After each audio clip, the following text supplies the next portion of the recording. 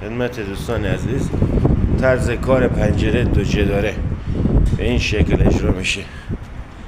اینا دو جداره است. آره، نصب میشه رو چارچوب، لنو تکمیل نیست. اینم شیشه هاش اینجا گذاشتن، بعد نصب میشه.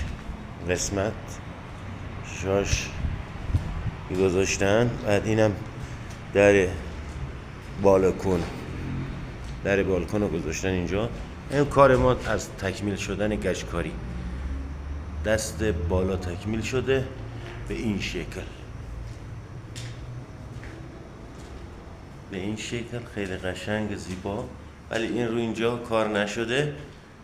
بالای پنجرهش گذاشته شده اینجا تراز، بعد مییم اینجا دست پایین کشیده نشده، دست بالا تمومه. بعد مییم اینجا یه خواب با یه همون، اینجا با تراز، اینجا یه اتاق خواب.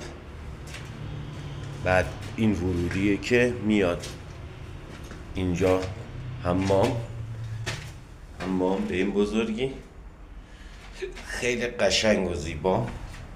از این یه اتاق خواب. به این کاشیکاری دقت کنید چقدر تمیز انجام شده. سقف کناف